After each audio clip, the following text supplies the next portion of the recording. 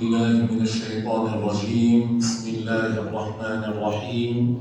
الحمد لله الكريم المنان بالقول والإحسان، الصلاة والسلام على سيد ولد عدنان سيدنا ونبينا محمد وعلى آله الطيبين الطاهرين وصحابته الغر الميامين، وعنا معهم برضاك وجودك وكرمك يا أكرم الأكرمين ويا رب العالمين.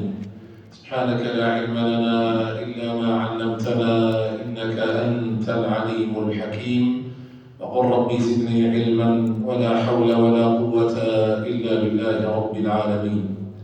إذا عرضت لي في زماني حاجة وقد أشكلت علي فيه المقاصد، وقفت بباب الله وقفة سائل وقلت إلهي إنني لك قاصد، ولست تراني واقفا عند باب من يقول فتاه سيدي اليوم راقد. أما بعد أيها الأحبة، حياكم الله وبياكم وجعل الجنة مأوانا ومأواكم، ونحن نتواصل في هذه الجمعة من شهر ذي القعدة. نسأل الله عز وجل أن يتقبل منا ومنكم صالح الأعمال، إنه ولي ذلك والقادر عليه. كنا قد توقفنا في قصة قارون عليه من الله ما يستحق عند وعظ أهل العلم له لما وعظوه بالوصايا الخمس: ابتغ فيما آتاك الله الدار الآخرة ولا تنس نصيبك من الدنيا وأحسن كما أحسن الله إليك ولا تبغ الفساد في الأرض إن الله لا يحب المفسدين. أجابهم بعنتريته فقال: إنما أوتيته على علم عندي، أولم يعلم أن الله قد أهلك من قبله من القرون من هو أشد منه قوة وأكثر جمعا ولا يسأل عن ذنوبهم المجرمون. توقفنا عند هذه الآية لنكملها اليوم بإذن الله جل وعلا. قال ربنا سبحانه وتعالى يخبرنا عن ردة فعل قارون. قارون لما نصحوه لم ينتصح، وإنما كانت ردة الفعل بالقول. قال لهم: إنما أوتيته على علم عندي من باب الكبر. وكانت ردة الفعل آكد بكثير من القول وشديد، جمع خدمه وحشمه وأمواله خيوله وما يملك وتزين وخرج على قومه في كامل زينته. فخرج على قومه في زينته. خروجه لم يكن خروج إظهار النعمة.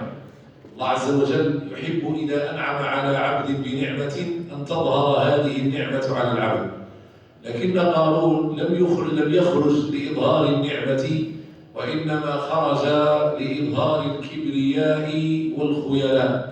ورسول الله صلى الله عليه وسلم يقول كما في الحديث القدسي عن رب العزة تعالى وتقدس: الكبرياء ردائي والعظمة إزاري فمن نازعني فيهما قصمته.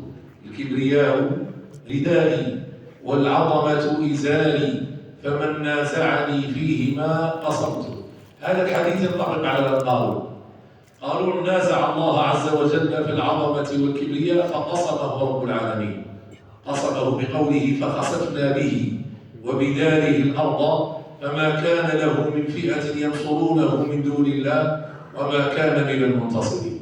قبل أن نفوت إلى عقاب الله عز وجل للمتكبرين، إلى أعباحية كبيرة، كاين كبر في العبادة، كاين اللي يروح مدين هذا كبر، كاين اللي يروح غني هذا كبر، كاين اللي يروح مسؤول هذا كبر، كاين اللي يروح عالم هذا كبر. هذا كله كبر، هذا كله كبر. هذا نشوفوا عاقبة المتكبرين. قبلها نتكلم على شيء لا بد أن نخوضه، وهو قول الله عز وجل: فخرج على قومه في زينته قال الذين يريدون الحياة الدنيا يا ليت لنا مثل ما أوتي قارون إنه لذو حظ عظيم. وقال الذين أوتوا العلم ويلكم ثواب الله خير لمن آمن وعمل صالحا ولا يسأل عن ذنوبهم المجرمون.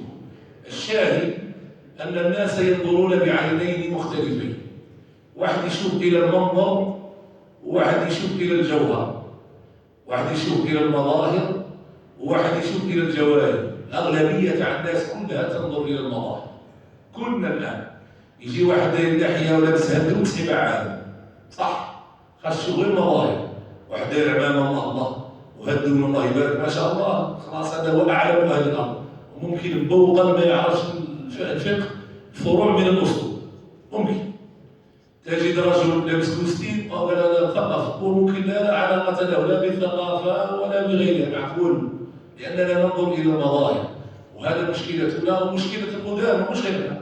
لأن من قوم فرعون لما خرج في زينته وجل قال الذين يريدون الحياة الدنيا يا ليت لنا مثل ما أوتي قارون.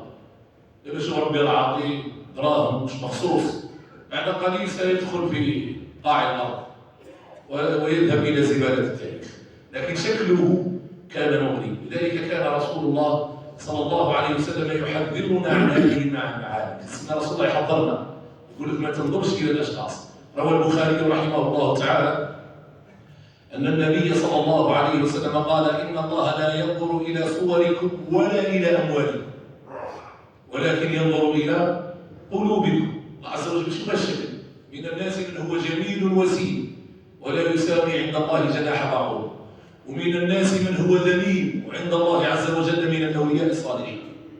مشكلة كاين مشكلة كاع الشباب ضعيف فاشل. شوف أنت تقول هذا ما عنده سين، ما عنده شكل، ما عنده وقفة، ما عنده والو، هو من الأولياء. وتشوف الزوج ترى الرجل نحيف فتزدريه وفي أثوابه أسد جسور. شوف واحد صغير تقول هذا كان والو، لكن هو سبع، عطى ربي سبع.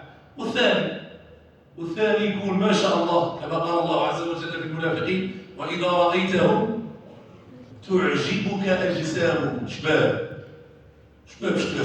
كان عبد الله بن أبي بن سلول كان جميل وسيم طويل ويهضر به فصيح وشكله زين. قال رب العالمين نشوفه ما شاء الله، لكن عند رب العالمين صفر. إن المنافقين في الدرك الأسفل من النار، تحت كاع هو تحترق النار. لا، لأنه ليس بشيء، أراه ولا شيء. فلا تنظر إلى الصور، انظر إلى الجوهر. شوف القلب كان قلب صافي مع رب العالمين. يقول سيدنا رسول الله صلى الله عليه سيدنا رسول الله، يقول النبي عليه الصلاة والسلام رب أشعث أغبر. أشعث شعر 14 أغبر مسخ. رب أشعث أغبر مدفوع بالأبواب. من يجي داخل عندك تقول له خرج تسخنيش الباب، تقعد عند الباب يجيبوا لك ماكلتك عند الباب. رب أشعث أغبر مدفوع بالأبواب لو أقسم على الله لأبر. كان يقول رب العالمين خضرة مع أن الله عز وجل لا يفترض عليه شيء. في العقيدة ما كاش واحد يسأل عن رب العالمين شيء، وما على الله أمور تفترض. لكن هذا من كثرة ما قريب رب العالمين لو كان يرفع يديه ويقول يا رب العالمين كذا كذا، مع أن شو مشكلة. وقد يكون ما شاء الله أموال أولاد وشكل جميل ويبات يدعي رب العالمين لا يبالي به لأنه حقير، شكله جميل وقلبه حقير. والثاني بالعكس. لذلك المشركين لما أوحي إلى رسول الله صلى الله عليه وسلم ما عجبهمش، مع أن رسول الله شباب صلى الله عليه وسلم جمع الجمال كله، ما عجبهمش. قال لك لولا نزل هذا القرآن على رجل من القريتين عظيم، اللي هو أبو جهل منه وهذاك تاع الطائف تاع ثقيف. قال له علاه ما خيرش هذو زوج وخيرك انت؟ مع أن رسول الله أجمل من كليهما. هذولا ما عندهم المال وعندهم الجاه وعندهم الصبوة، قال له هذا زوج خير منك انت.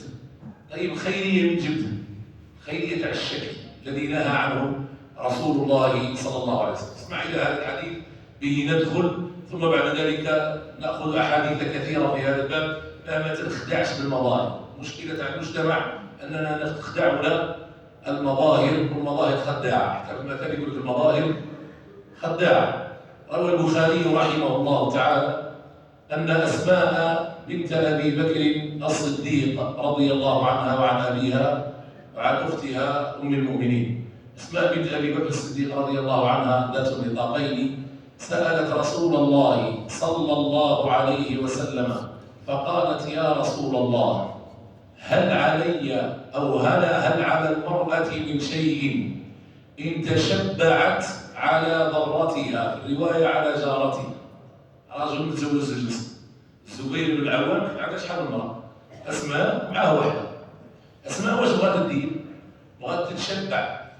تتشبع معناها تجي عند ضرتها وتقول لها أنا راجلي جاب لي وجاب لي وجاب لي وما جابلهاش. علاه؟ باه الضرة واش تقول الزبير يبغيها أكثر مني.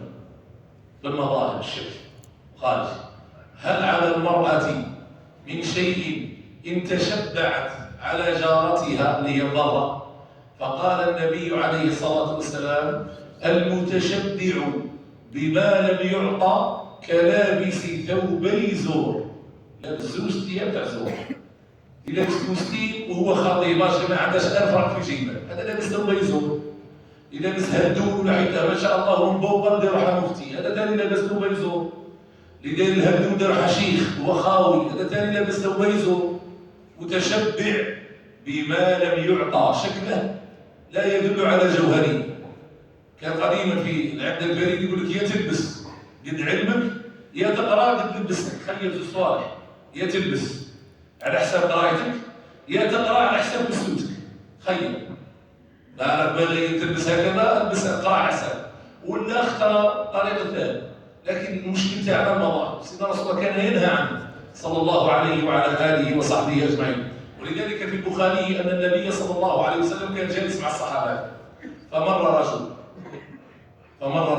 فقال النبي: ما تقولون في هذا؟ فات رجل منهم قليلية القوم، لابس مليح، السيارة الله يبارك ما شاء الله على كتفه، خيل كبيرة يعني غالية ما شاء الله، المهم عليه الطاقة. فقال: ما تقولون في هذا؟ فقال الصحابة، شو الصحابة؟ صحابة رسول الله اللي هم أعلى درجة في الأمهات بعد رسول الله في الصحابة. خلاف عقد الملائكة ولا الصحابة، خلاف عقد لا داعي للخوض فيه. المهم أن الصحابة من البشر بعد رسول الله صلى الله عليه وسلم.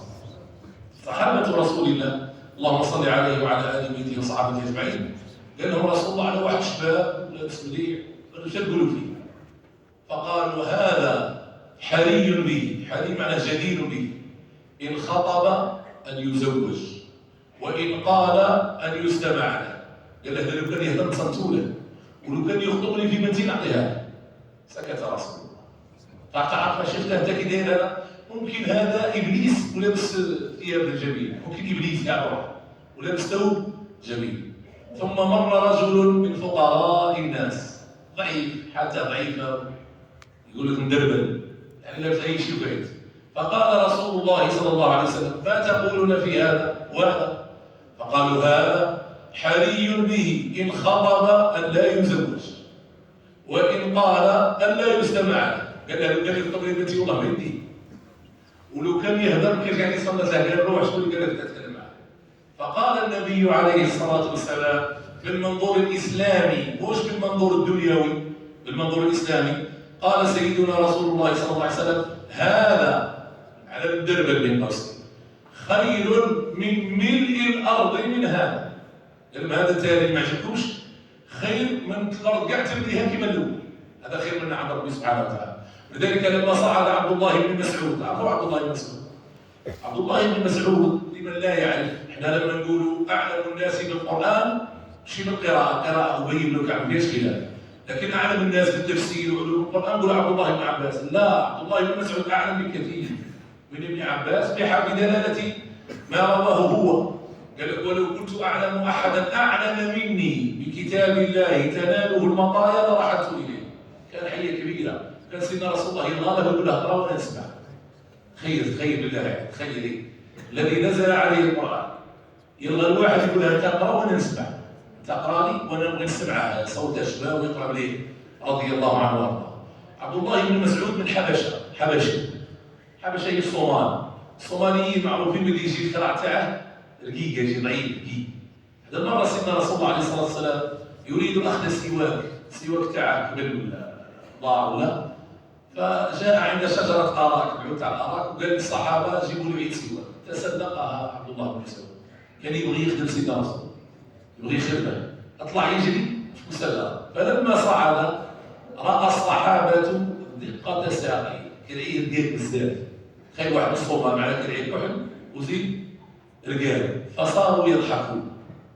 هذا الضحك مش سخريا، تعرف الدنيا هذه الإنسان فيه البشرية، تعرف البشرية، أنا بشر، البشرية هذه تأثر في الإنسان، ضحكته الشكل تاعها ضحك.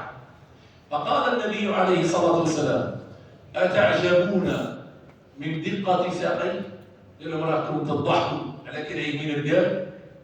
قال الصحابة: نعم، احنا ضحكنا شكلها ضحك. فقال: لهما أثقل في الميزان عند الله، لهما أثقل في الميزان عند الله من جبل أحد. تعرفوا جبل أحد شحال فيه؟ فيه 7 كيلو طول حجر. حسبها انت شحال فيها؟ جماعة الماء خرج الطول شحال فيها؟ خرج الطول تاع صخرة الأم اللي هي العم، وضربها في الطول هذا، وشو شحال طالع جبل، خرج شحال فيه الميزان. والله ما جبدها، ميزان يحس معناه ما تحسب. هذو الكريم قال لهم رسول الله: أثقل، مش كيما الجبل. اختاروا جبل أحد في الميزان يوم القيامة ثقيل. علاه ثقيل؟ بقلبه لا برجله. عبد الله بن مسعود بيقينه، عبد الله بن مسعود بعلمه، عبد الله بن مسعود بتقواه، مش بالشكل. رأيت الشكل؟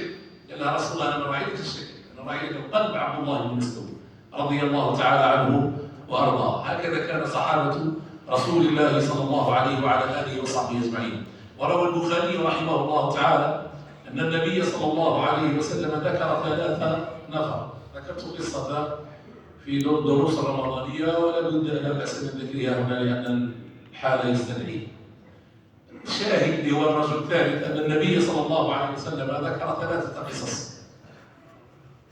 القصة الثالثة قال النبي عليه الصلاة والسلام: ومر رجل له شارة بامرأة ترضع ولدها.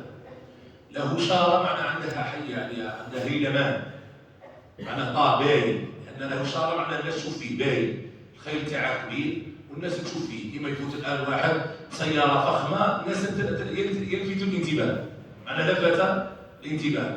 ومر رجل له شارة بامرأة ترضع ولدها، نكع في ولده. فقالت الأم راك عارف ما كاش واحد يبغي ولاده كيما الأم تبغي ولدها أكثر منها، أكثر من روحها كروح.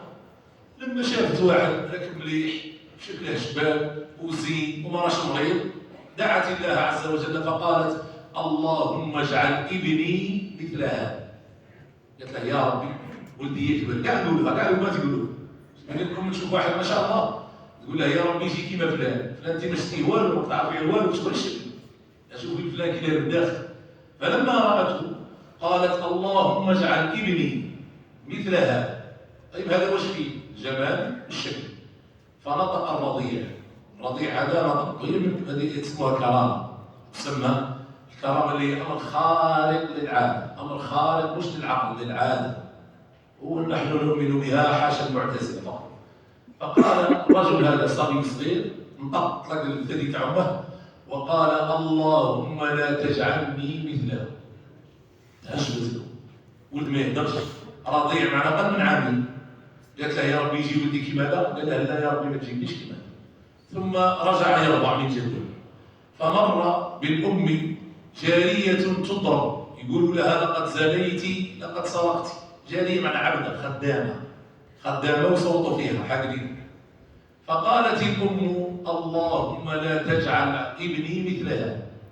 قالت لها: يا ربي ولدي ما تخليش تبهدل كيما هذا. فترك الولد ثديا وقال له: اللهم اجعلني مثل هذا، يا ربي ديرني كيما هذا. فتعجبت الام فقال الصبي لامه، وهذه اسمها كرامه.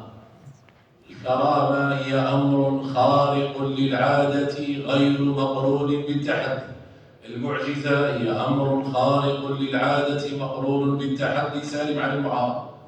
اشياء يجريها الله على لسان اوليائه تكون عبره للناس فقط. كثيرا الكرامه في الامه كثيره جدا. كم من اناس لهم كرامه الصحابه وغير الصحابه رضوان الله عليهم اجمعين. فقالت الام بعدما تعجبت: قال: اما الاول فهو رجل ظالم جائر. قال: الاول حقار. لماذا اغلبيه؟ اغلبيه شو ما ظهرش حقار، الا ذاك حقار ظالم يوم القيامه يخلصها ظالم، ما عندي ما ندير ليه، ما تجيش كيفاه. واما الثانيه فهي امراه صالحه مظلومه يقال لها: سرقت وهي لم تسرق، زنيت وهي لم تزني. قريبه ربي قال: انا باغي لها. اذا لا تخدعك المظاهر، انظر الى الجواهر، شوف الجوهر الشكل كي داير من الداخل. اما المظهر قد يخدعك كما خدع الناس بقارون. قارون كان يخدعهم، قال الذين يريدون الحياة الدنيا يا ليت لنا مثل ما أوتي شكون؟ قارون. على إنه لذو حظ عظيم. ترى الرجل حقره وعند ربي شيء كبير، شيء كبير. أحد علمائنا يسمى الحريري. الحريري هذا من نقول جماعة النحو يقول الألفية. ألفية 1000 بيت ويزيد، ثقيلة، اسمها الكافية الشافية، يقراها واحد متخصص. جاء الحريري هذا لخص الألفية في 360 بيت، نزيد هكذا توقف 300 وشي، لخصها في ملحة الإعراب. تعرف نعطيك القاعدة هذه في الجانب الأكاديمي، أنا النجم نهضر ساعتين، النجم نجي باغي نهضر على المظاهر، تقول لي هضر ساعتين، نهضر لك ساعتين وبأريحية نتوسع نسترسل. صارت تقول لي لخصها في ربع ساعة، صعيبة. باه نلخص ديك ساعتين في ربع ساعة من غير إخلال صعيبة عليك، هذه معروفة عند جماعة الأكاديميين يعرفوها، التلخيص صعيب. باه تقول لي دير لي المحاضرة في 10 دقائق تغلبني، لكن تعطيني الوقت نبدا نهضر، راني نهضر نسترسل، قال رسول الله، قال الله تعالى، نجيب لك القصص، نجيب لك أحاديث. الحريري هذا قبض الألفية كاع بروحها ردها في 300 وشي، معناه ثلثين قرح، خلى غير ثلث في نحو البصرة. والسبب في ذلك اسمع. مرة كان جالس، هو معروف نحوي، كان جالس وكان ضئيل قليل، كان قليل بزاف كما أبو بكر الصديق. أبو بكر الصديق ثاني كان ضئيل بزاف. الرجل الذي لو وزنت الأمة كاع الإيمان توزنه وتحط أبو بكر جهة يوزن كاع الأمة. حاشا رسول الله صلى الله عليه وسلم، صلى الله مش داخل، يعني يزن على رسول الله يوزن أبو بكر، الأمة ما على رسول الله يوزن أبو بكر. كان غير قليل سيدنا أبو بكر، كان ضعيف وقليل كما الحريري هذا، كان ضعيف قليل، يعني شكله قليل ضعيف ومش شباب. فالرجل جايين طلبة علم داخلين يسقسوا، قال لهم رانا جايين نطلبوا النحو، جايين بغداد. شكون هذا العالم تاع النحو؟ الحريري، وينقلوه المسجد الفلاني. جاوا داخلين، ثاني تدخل يلتقى العالم ضربها بدور ولا زوج، وبارك الله الله ما شاء الله عليه، ولحيتها مستفها وشكلها شباب وعمامتها زينه، باه يخلعك. فلما دخلوا يعني يطلوا هذا الحريري هو في جامعنا ما كانش كاع فتيله ناس فتيله.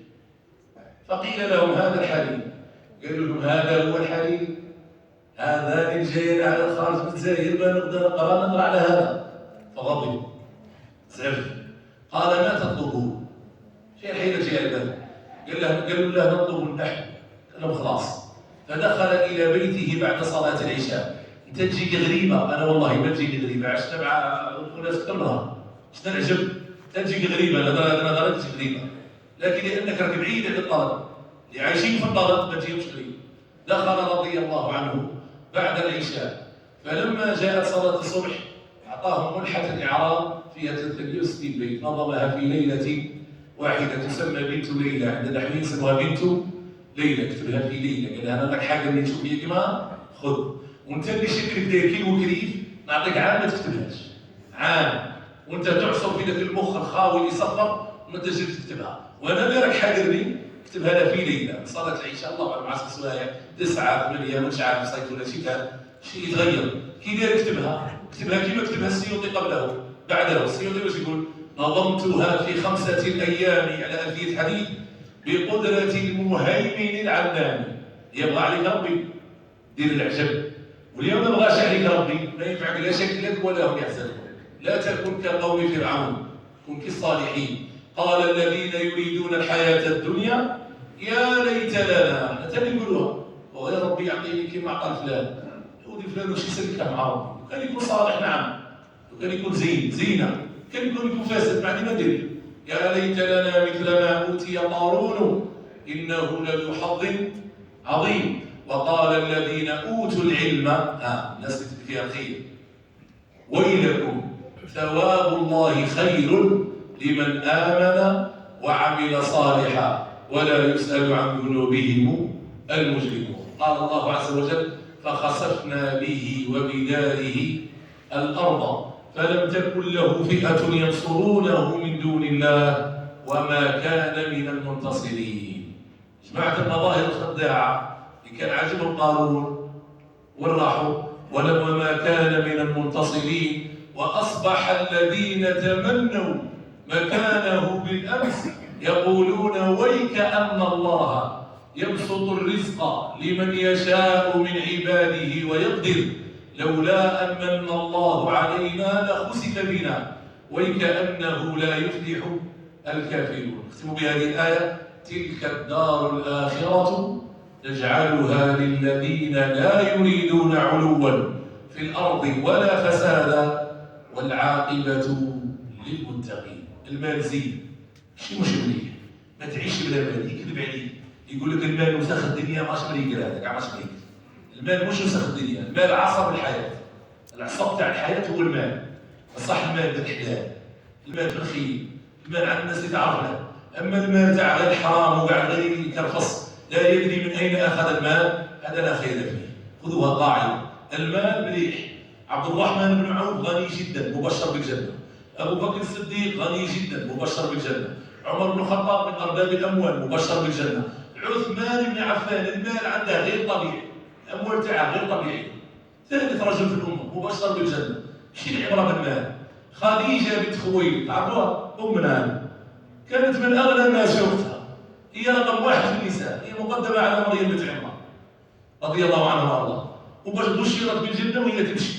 العبرة ماشي أن نجع جماعة المال وشبعها، لا، المال من يكون في بلاصته ما شاء الله، أما ما يكونش في بلاصته يدير المشاكل. نسأل الله السلامة والعافية. ربنا تقبل منا إنك أنت السميع العليم، تب علينا إنك أنت التواب الرحيم، واجعلنا من الصالحين برحمتك الواسعة يا أرحم الراحمين يا رب العالمين. هناك من يسأل الدعاء رحمه يكون في العائلة تاعنا ندعو رب العالمين، الله يقلب بينه وبين زوجه وبين والديه ويجيبهم في الصواب إن شاء الله. واحد يسأل الدعاء لأولادها في السجن، الله يطلق سلاح، الله يطلق سلاح كل مظلوم. يعني راك اللي عند أخوه ولا أهله مظلومين، الله يطلق سلاح المظلومين جميعا، الله يطلق سلاح المظلومين جميعا، الله يفرج على الناس جميعا، إنه ولي ذلك والقادر عليه. قالنا نداء لصالح مسجد الأمير عبد القادر، بدينا بالطلاء وحبسنا كمان، هذا بينا نديروا اليد في اليد، نشوف الطلاء الأول خير من الثاني. وقلت لكم هذا المنظر تاع الولاية، هذا المنظر تاع الولاية، هذا المسجد المركزي تاع ولاية سعيد.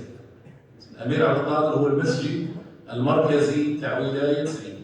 رانا تقريبا نطلب فيه نبذلوا فيه لو جا ما شاء الله، الله يجزيهم خير الجزاء. ما نبخلوش على بعضنا، اتصلوا بالجمعية توريكم اللي راه يجيب الطلاء يخلصوا عنده ولا يجيب من عنده ولا شوف يعني أي طريقة. المهم أننا نكملوا إن شاء الله بإذن الله عز وجل، ويكون منظر مليح للولاية ويكون منظر للولاية وللدين، لأن الله عز وجل يقول: ذلك ومن يعظم شعائر الله فإنها من تقوى القلوب. المسجد شعيرة من شعائر الله، لأنك أنت تصلي في المسجد. صلاة الجماعة عند الحنابلة واجبة، على المذهب عندنا سنة مؤكدة، عند الحنابلة واجبة بعد تقام في المساجد. وآكد ركن من أركان العبادة هو الصلاة. الصلاة تكون في المساجد. أحناف رضوان الله عليهم السادة الحنفية وبها أختي هم اللي كانوا يزوقوا المساجد. عرفوا زخرفة المساجد عند المذاهب الثلاثة مكروهة. الأحناف كانوا يزوقوا المساجد، هم كانوا يفتوا بجواز زخرفة المساجد. فلما سئلوا عنها لكم هذا بها أختي قال لك: من باب تعظيم شعائر الله، ذلك ومن يعظم شعائر الله. كيف انت بارك الله والجامع بهدل؟ قال له: لا، ابو حنيفه ما قالهاش، اذا الجامع يكون هو المخير كيف الكنائس تاع الكفار. نقيه المساجد تكون انظف واورع، تجد فيها بخور زمان.